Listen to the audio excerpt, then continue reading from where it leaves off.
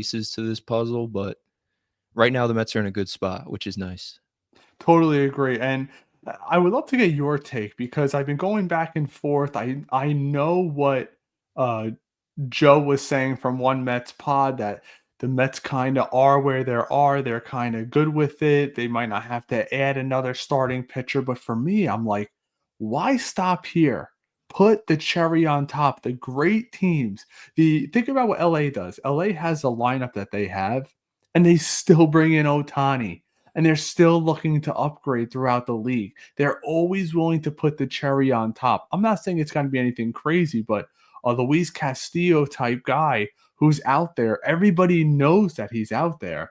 Right. Why can't that be the kind of player that we pursue? It would be awesome. I mean, it's been floated for a while. It's good when you hear teams say they're going to take calls on guys. You heard that about Pablo Lopez. We talked about that the other day. Luis Castillo's been floated around with these calls. We'll see if anything amounts to it. I'm less skeptical. I think it could happen, but I'm not so sure, Ray, it really is going to happen now. I think Minaya, it's going to be our ace going into opening day. We have Senga at the 2, and then you got Peterson at the 3, who's going to be really good this year. So I think that 3 alone can be enough for the Mets, but you want more, obviously, but we also got Soto. There's so much we could unpack with that. Right. Yeah. Right. And I was listening to Tommy Lugauer on my way home tonight. And shout out to everybody in the Lukey. chat, Andy, Dan, Ashton.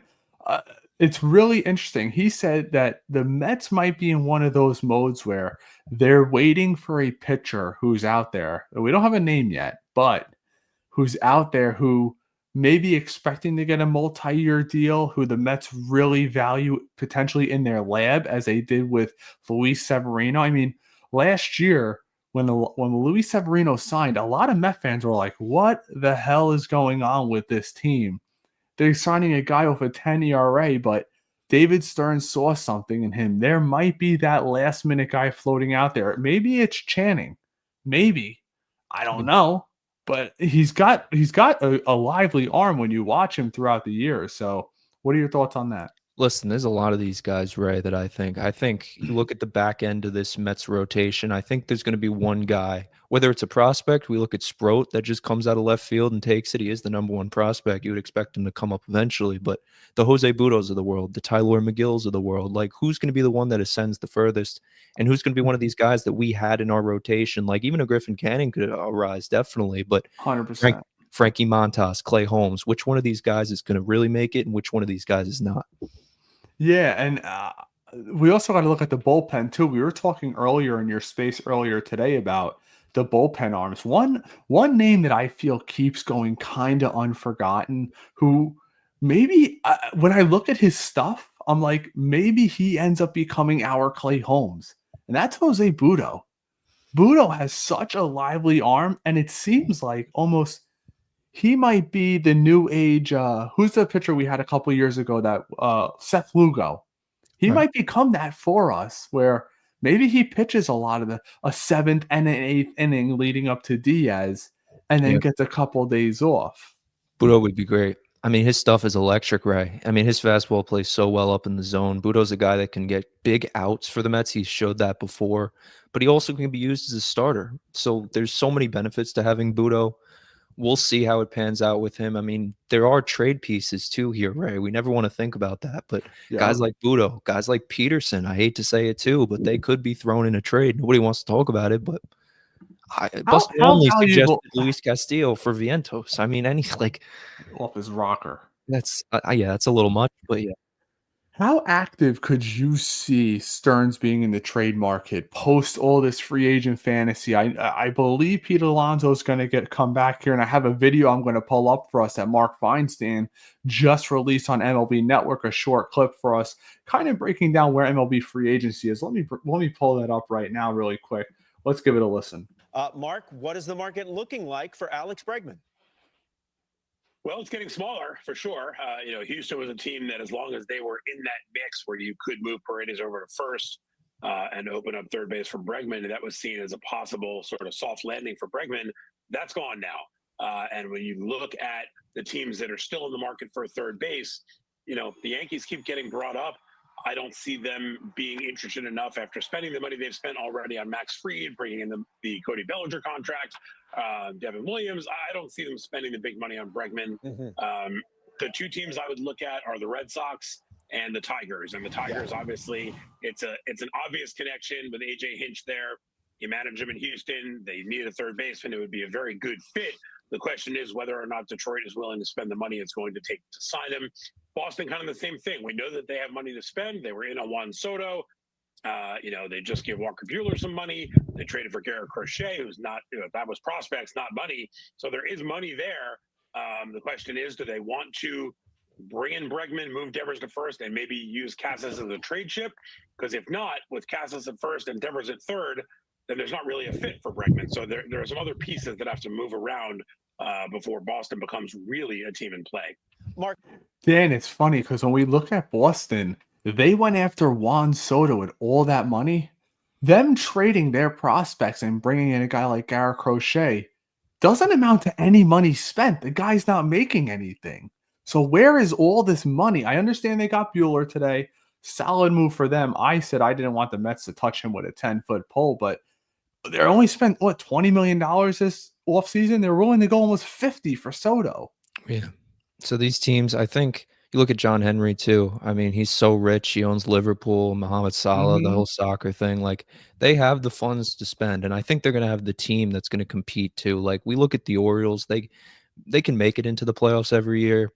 They can't win in the playoffs every year for whatever reason, and they have new owners, and it's a whole problem there with spending. So it's very weird in the AL East right now. The Yankees are the cream of the crop, but other than that, you look at a 500 team like the Red Sox last year. Now they add Garrett Crochet. Now they add Walker Buehler with Devers clicking, with Casas. Like, this team could be really good, Ray. Really, really good. That's why Mike Bregman is a solid fit for him. Let's keep listening. He's going to get to a Pete Alonso and Corbin Burns. let's go across the diamond. In our previous segment, we talked about what the market looks like right now for first baseman Pete Alonso. What do you know?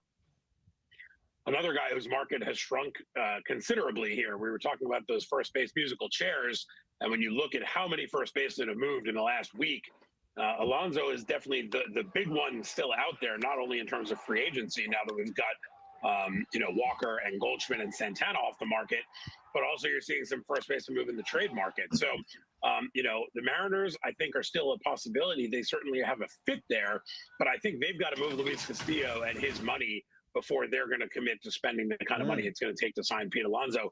Everybody that I've spoken to, executives around the league, agents, etc., they all think Alonso is going to wind up back with the Mets. I think that's where he's probably headed. Yeah. The question is, what does the deal look like? Is it going to be like a 5-year deal with opt-outs after years 1 and 2? More of that sort of the deals we saw last year with some of the Scott Boras clients, where they sign a deal but have a chance to go back on the market in a year or two. That would be my guess. But, the Mets certainly seem like the most logical landing spot for Alonso at this point. But, and think about it, Dan, where the hell else is this guy going? Does he really want to go play in Seattle? No. Think about that.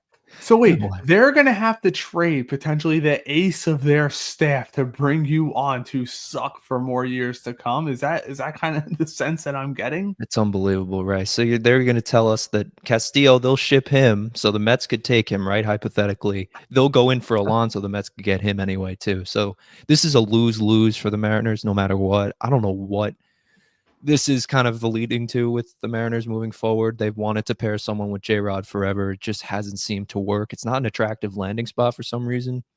We've seen the big pitches, whether it be at the home run derby, like for Soto or Ohtani. Like, they've tried, but it just never worked out. I thought Snell would go to the Mariners too. He's out there all the time. Or we all thought he was a lock to be a Giant. I mean, for years, how many years in a row are the Giants going to throw massive amounts of money at players? And from what I've been told from former players and people that have covered the team that are out there in San Francisco, they all say the same thing. It is hell on earth playing there and covering the team. And not because of what you would think the streets around the stadium would be. It's because the wind coming off the water in April and May and October and November, it creates a chill. It creates an environment where you don't want to play. And I just want to put this out there. If you guys have any comments, questions, concerns, anything, put them in the chat. We'll get to them very shortly. But that's the reason why nobody wants to go play for the Giants. I mean, think about it. Willie Adames, who's never had an 8. Think about this, Dan. Never had an 800 OPS. Got what? $187 million. Shame. That's the kind of overpay that they're forced to do for people to come play for them. And Juan Soto's a big part of that, Ray. Well, in general, this whole market now moving forward is just so corroded. I agree with you. And when you look at when we look at the initial reports, it was with the Alonso situation. It was they wanted Washington to push longer year term because eventually he wants to be a Met. I mean, think about what Pete Alonso did. Alonso not only fired his agent and hired Scott Boras, the Mets offered him a 7-year contract with all that money prior to the season starting. He said, no, I got Scott Boras. I'm going to get paid. And now you're turning around. And Pete's probably looking at Scott Boras saying, why is the only deal on the table from the Mets at 5 years? At $21 million a year, $22 million a year, slightly above where Olson's at. It's going to be crazy. He turned down 7 for 152. I think that was the number last year. It's crazy. I mean, you look back, he should have done it. He bet on himself. It didn't work out. Yeah, 34 home runs is great, but he can do a lot better. I just think the money there is not going to be for Pete. And if the years aren't there either, you're looking at a short-term deal for Alonso, an opt-out after the first year. Yeah, you think he would absolutely he would settle for something like that? If it's with the Mets, Ray, because this is like the only place for Alonso at this point, yeah. It's going to be either a 3-year short-term or a 5 or 6 long-term. That's it. So we got this question from Zach here. What are your thoughts on adding arms to the bullpen? I think Stanek, Minter are must-haves. I completely agree with Stanek because you'll get him on a 1-year deal. Yeah, Stanek would be awesome. Minter, I'm iffy on. I mean, that'd be great, but I think it's just the more of a need for a lefty in this pen right now. I think we just throw out any lefty reliever at this point, but Stanek, yeah, high leverage guy, definitely. The reason why I like Minter, and I'll pull up his stats here. I'll put him on screen for everybody to take a peek. Well, oh, sorry, wrong one. when I pull up Stanek's stats, I mean, talk about consistency here. Let's take a peek at this. Last year, 262, 376 the year before that. Look at that games played, games pitched, 70 and 75. That's great. That's really good. It's good, but it also means he's got a lot on that arm. Right. When you look at guys like that, right? That's how I look at something like that. But the Mets need to add to this pen, and this is something that I wrote in my offseason article. You can find on X at MetcastPod over on X. It's in our article section, the Mets offseason strategy. If you are not going to add a legitimate ace, and I'm not talking about the Sean Manaea, because Sean Manaea is kind of like a B+ pitcher, A- depending. Now, if he puts together another great year like he did last year, he's in that conversation now for me. But if the Mets aren't going to load up on high-end pitching talent, and obviously we know they're still potentially in on Sasaki, load up on the back end of the bullpen. Yeah. Bullpen's going to be a major thing for the Mets. Now that you have Manaea, it's like it really fills out the rest of this rotation much more seamlessly than before. Clay Holmes can be the perfect 6th. If he works out, great. If he doesn't, best setup man for us. Like, it could work out that way. So maybe you don't need Stanek back in that scenario, betting on Holmes. But if you have both in the bullpen going into the playoffs, like, yeah, that's some serious, serious arms for the Mets. Now, something that keeps coming up, and maybe you could let me know what you think. A lot of people are saying, well, I'm nervous that Sasaki only pitched, 120 innings last year. Maybe he comes here and gets sent down and does something in the minor leagues. I don't think he's going anywhere where they would consider him putting him in AAA. So I would assume that the Mets somehow promised him. We're already doing the 6-man rotation. So ask Senga how it's been here. He's been lights out since he's been here, right? That's got to be part of your selling point. And supposedly, Jeremy Hefner, of all people, are extremely well regarded over in Japan. And he actually somehow mentioned that through his agent. I believe it's Wolf is his agent. Yeah, Wolf. Mentioned Jeremy Hefner, of all people. Right. The reputation Jeremy Hefner's getting around baseball now it's amazing to see him as a player. As a Mets fan, we've all seen him now, and he wasn't the best pitcher in the world, but to see this guy now as Mhm. this, as you said, renowned pitching coach, it's great to see. And I think for Senga, that's a big selling point for Sasaki. Like, hey, I can go into this rotation, I can be the ace of this rotation, and have Right. a friend from Japan who's very well respected. That plays, right? That plays every time.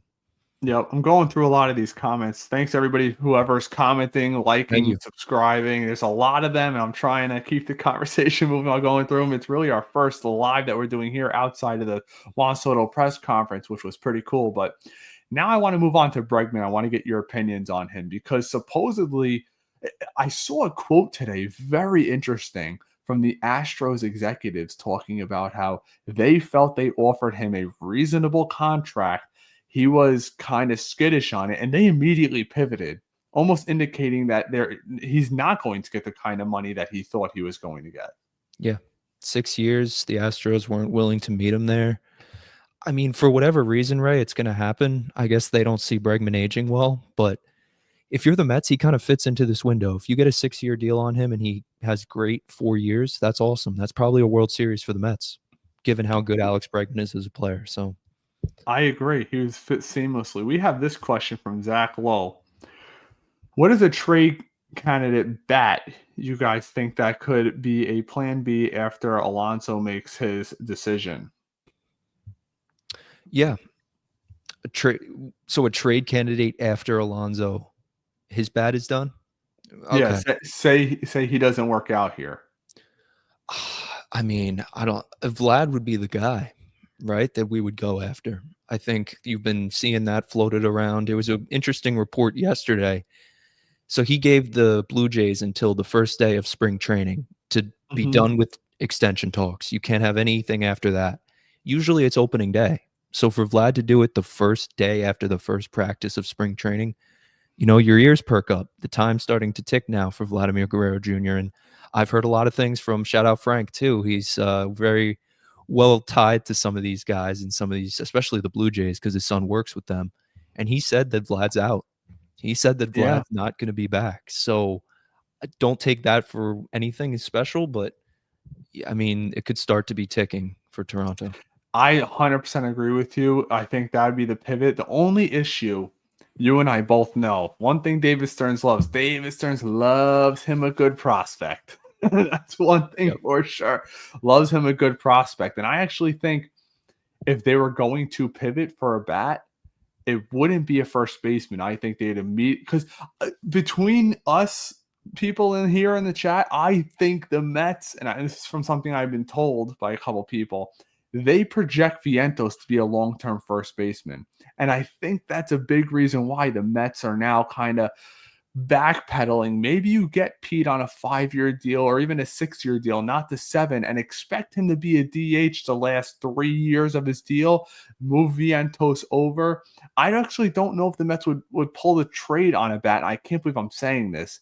The Mets still regard Brett Beatty fairly highly. I know a lot of people don't shoot the messenger, but go look at what he's doing in AAA. Every time he's down there, he's mashing. And eventually, usually, typically, I want to say, that translates to the big leagues. We saw it with Mark Vientos last year. Everybody was out on him. He's up and down, up and down, up and killing it in AAA. He's in the major leagues in 2023. He was okay. Down back in AAA. Now he's back and he's doing great. That's sometimes what guys need to do is they need to make that major league adjustment get a little bit stronger. Now we have this comment from Jonathan. Jonathan, I'm sorry. I know you've been with us for a long time. Why are you past your videos? Why did you stop doing your videos after the All-Star break? I have a little girl at home who is now 19 months. So all you guys know a lot of you guys, I'm sure, know what it's like to have a 1-year-old.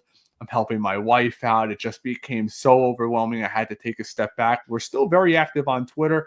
Shout out to Dan, who's always on Twitter, and my partner, Pat, who also runs Metcast and Jetcast with me. But that's the reason why I had to put a halt to it. But now we're full gear. My daughter is up and running around, and I'm sure you'll see her running behind me on a video or two coming up. But that's the reason, Jonathan. But I appreciate you sticking around since the beginning. We have this from Ashton. I believe you know who Ashton is. We all do.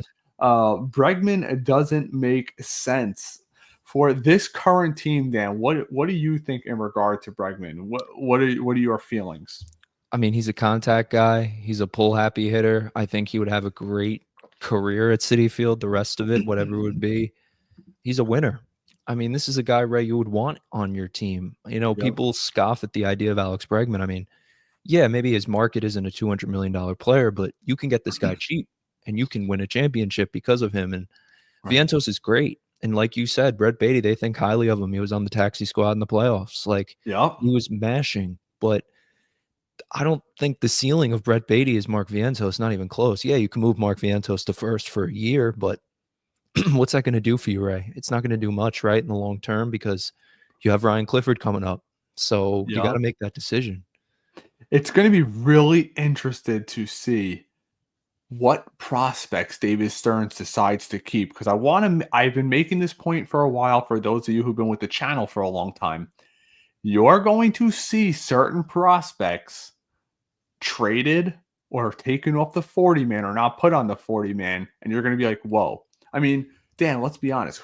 If I would have told you before last season Mike Vassell would be pitching for the Phillies and then Tampa Bay, you'd be like, oh, who did we get back? Well, right? What major leaguer did we get back? No. He got taken in the Rule 5 because he was awful last year.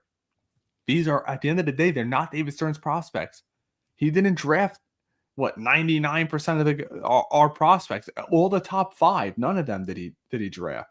So I wouldn't be surprised if you see a move made here or there and you're like, I don't think we got as equal value, because here as Met fans, and it seems Yankee fans do the same thing, we love talking up our prospects and maybe overvaluing them a little bit. And I feel like we've done that a lot over the last few years. I mean, I know this fan base, and I would love to get your opinion.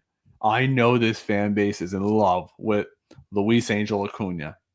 I like him too. Hell, I went out and bought a couple of his autographs. I got them stashed away right behind me in my autograph binder. But let's slow it down. We can't forget he hit like 200 in AAA. He was awful last year in the minors. And when I say awful, I don't even need to pull up the stats. That's how bad they are if you were paying attention.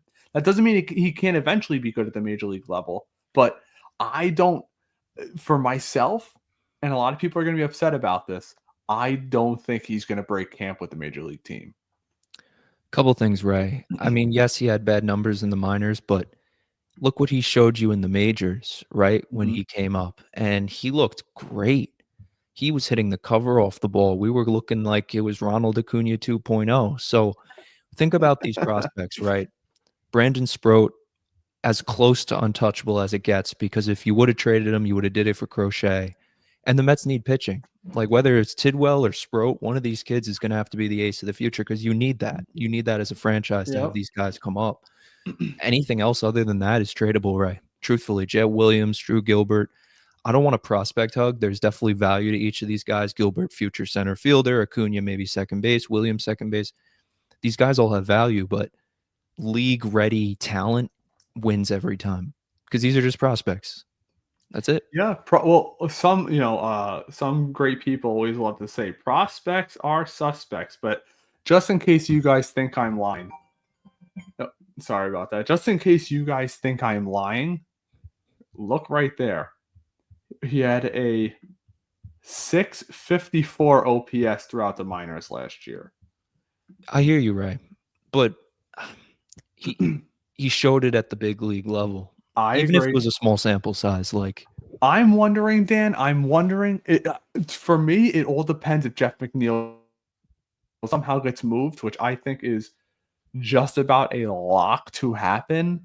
I think there's a very good chance Acuna, especially if he breaks camp. I'm really interested to see, and I think this is one of the questions that needs to be asked of Carlos Mendoza early on, and I'll be down at spring training early on, as I am every year. But are they going to see if Jet Williams and Acuna at big league camp can play center field? Definitely. I mean, he's gotten some reps there. I think that's definitely an idea on the Mets' mind, because Gilbert might not profile to be a center fielder. He might profile more to be an outfielder guy, maybe take Nimmo's spot when it's all said and done. Something to think about. But Acuna, yeah, I mean, center field's definitely an option for him. Second base, definitely an option. You think about Mauricio too, because he fits in this timetable next year. And I like him at third. I like him at second. You got to make that decision. But McNeil, it's a very interesting question because I don't know the answer. And I'm right with you. I don't think he's on the opening day roster. But if he's not, then you entertain the idea of bringing back Iglesias, and then he could be the backup to Acuna, teaching him. But if we see in like 2 weeks' time that we signed Iglesias, McNeil's probably gone. Yep. And I want to quickly bring this up. This is Dan. Congratulations. You're a part of it. Shout out to you, Goomba. You guys don't have to do this. We get to your comments anyways. Our first live super chat comes from Goomba. Thanks for the daily Mets info, bro. Keep it up, fam. Thank you so much. That means the world to us. Thank you, Goomba. We try to bring the best Mets content. We're fans just like you guys. I'm not going to sit here and pretend to be a radio host and know more than you guys. Look at my phone case, guys, and look at my lock screen. You saw it, Grimace. I mean, come on. Yeah. Let's go. That's it. But we're fans just like you guys. Yes. I do my research before I come on here and do my daily video for you guys, which is probably going to slow down a little after the holiday. Try to do it 2 or 3 times a week. The daily thing is kind of a grind. I've been on vacation these last couple weeks here, remodeling the office behind me. But Goomba, shout out to you. Thanks so much. You did not have to do that. It's very much appreciated. So let's keep the conversation moving here. So outside of that, I want to get your opinions on, for me, the most controversial thing on this team right now, because I don't want to say I'm pissed off at David Stearns if it turns out to be this way, but I will not be happy. What the heck, Jose Siri? I understand he has a little pop, Dan, but the guy has like a swing and miss rate of like 60%. Like it is amongst the worst of MLB. I understand he's a great defender. That's great. But really good that's defender. why I am praying right now that Luis Angel Acuna works out in center field. That could happen. I mean, you do have Tyrone Taylor out there. I think that's kind of the backup option to Siri because I do think Siri wins out. His power potential relative to Tyrone Taylor, it's just better. And you look at his baseball savant, like he has a great arm, 99 arm, like 99 speed. He's good. And yeah, he hits for 170 average last year, but I think that'll come up, right? He'll be above the Mendoza line next year, you would think, you would hope. And then the power. I mean, the occasional home run, similar to like Marte. Oh, he hits a home run, but I think it's going to be even more. He could give you 20. He could give you 25. Like, it's not going to be anything out of the ordinary. So I think that's why you sign a Jose Siri. Again, him and Tyrone Taylor just stopgaps until a Drew Gilbert and until a Luis Angel Acuna. But I hear you. Yeah, it's not appealing, definitely. I seen a comment from one of the people in the comment section saying that Sasaki's only signing for 1 year. I believe it's an entry level, so technically you would have him for control for 6 years. I'm pretty sure about that. We have another super chat. Shout out to Frankie. Thank you so much, Frankie. As always, you guys don't have to do that. They're very much appreciated. Are we getting Alonso back? It is taking a while. Dan, let's get to you first. Yeah, it's taken a while. And you got to think about it from Pete's side because he wants the most money. He wants the most years. And he's seeing this market that's just shrinking around him. That's why I think we're going to hear sooner rather than later. But you got to think about his agent. Scott Boras wants all the money in the world. And he wants his number to whether it's 200 million, whether it's 180 million. And the only team that the Mets are willing to go into negotiations with, they're nowhere near that number. So that's why it's taking so long. But I do think he'll be back in Queens. It's just a matter of time. Now, I agree. I agree with that. I think that Scott Boras is actually overplaying his hand, in my opinion. I think that they should have jumped at that deal last year. But remember this, right after Juan Soto was signed, he was asked about Gunnar Henderson, which was really interesting to me. Are you going to force Gunnar Henderson to go to free agency? I mean, this guy is how many years away? But it was really interesting because he says, I encourage all my players to go to free agency, but it's all about the individual player, what they want to do. I mean, that should show you right there. I mean, let's be honest. Jordan Montgomery, he overplayed his hand. I mean, look at Montgomery sitting out in Arizona right now. The owner hates trade for him guy. tomorrow. I probably would too. The owner, Did you see that, Dan? Did you see what the owner said about him? Not good things, right? I didn't know the He, exact verbiage. he actually, "Oh, I'm sorry I made this mistake." I'm like, I've never heard an owner talk about one of their It's players crazy. like that. That's the We position he's put in. we have this one from Blackwoods Billy, Backwoods Billy. How about a trade for Alexis Diaz? I know this came up in the space early on today. What are your thoughts on that? It's an idea, definitely, because you think about him and he's has control.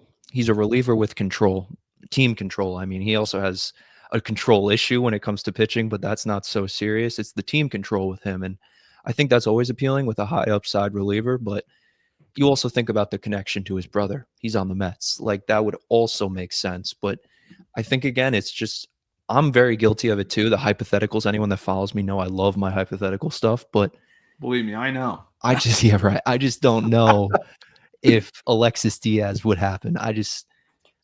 Reds fans are very high on him. They don't want to trade him. Yeah, well, let's take a look.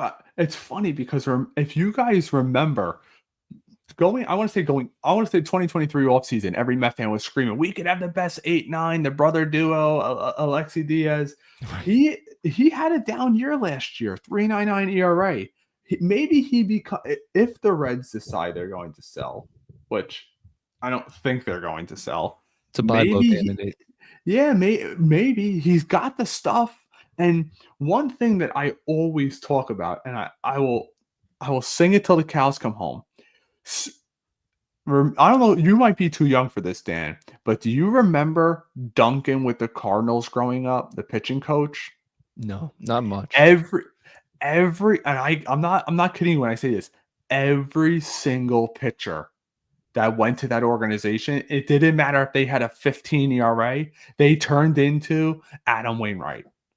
It was like that. It was almost like Luis Severino. They had one or two of those guys every single season. I know a lot of you guys in the chat will definitely agree with me. It was Yadier Molina and Duncan, Dave Duncan, I believe his name was.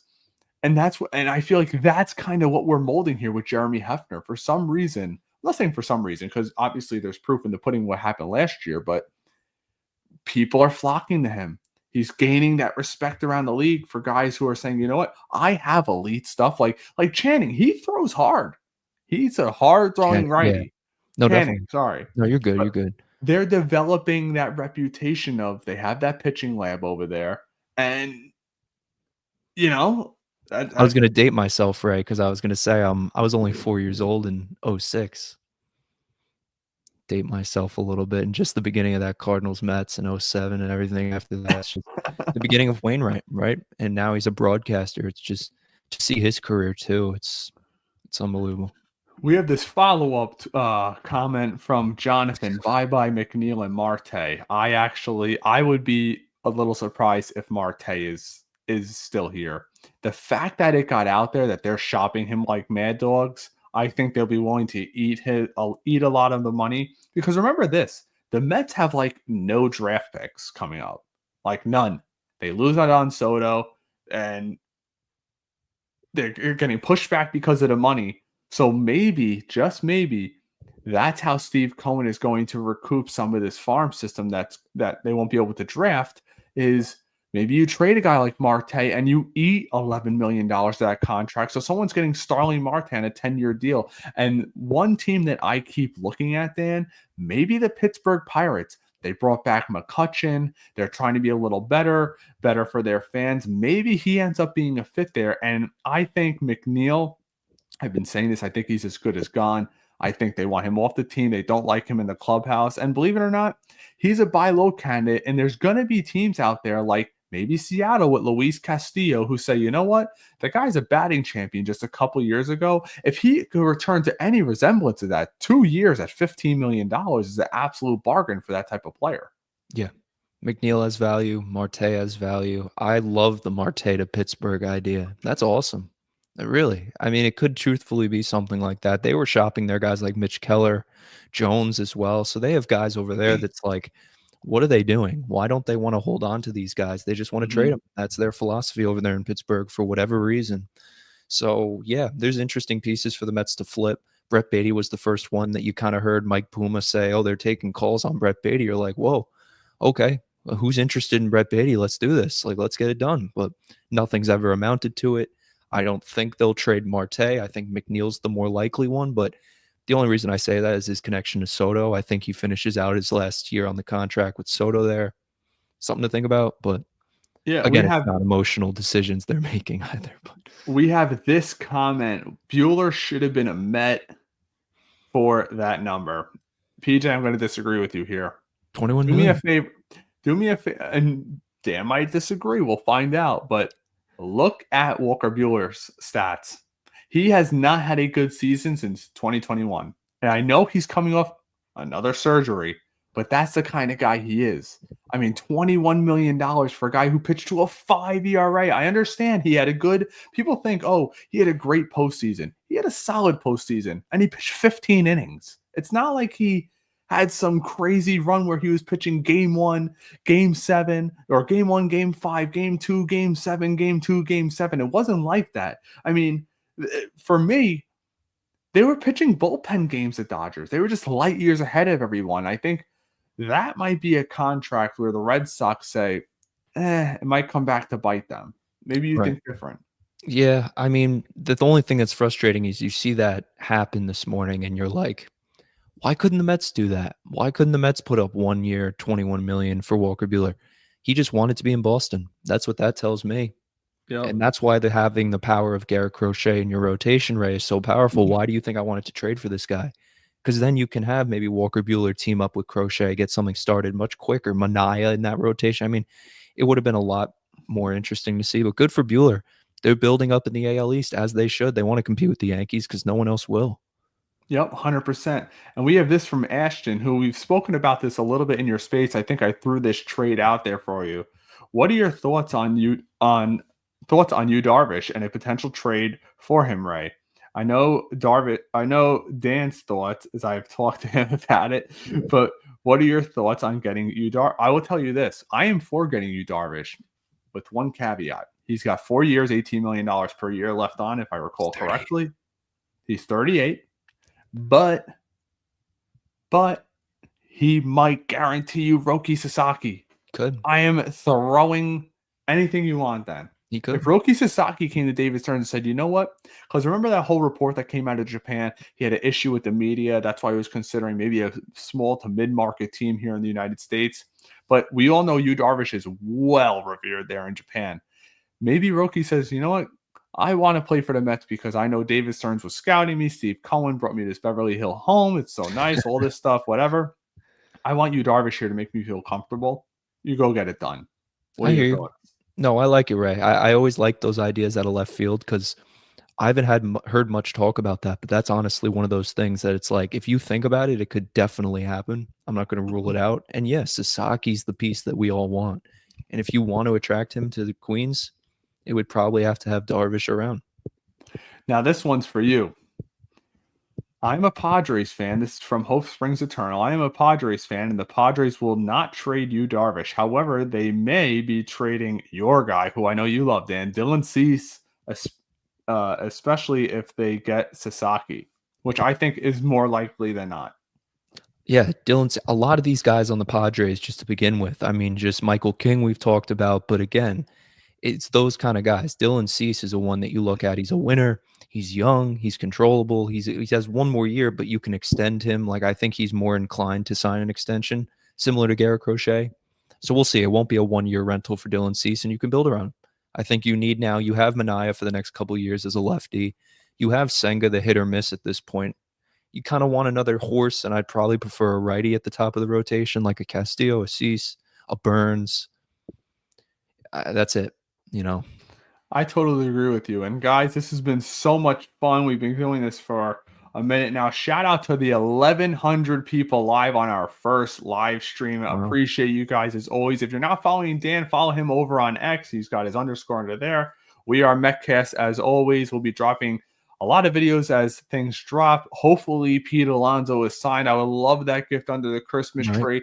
I'm going to be at a Christmas party tomorrow night, just like I assume many of you guys. And there's nothing more I would like than to wear my Pete Alonso shirt in front of all my Yankee fan family and say, we got Soto, we got Alonso, and you got Max Fried till he's 58 years old. Damn. Listen, I might not sleep right because we had Mania at 2 in the morning. It's I like I know. can't go to bed. What's funny is somebody under I forgot who it was, but Jeff Paston tweets out, and the first comment was, "Do you ever sleep?" And he goes, "No." No, nope. I love it. That's I love always it. so great. It was a All great right, thing guys. to wake up to. Definitely. If you haven't already, give us a subscribe over on YouTube. That's what helps support the channel as much. And as news comes out, I'm sure Dan and I will do another live stream. Until next time, take care.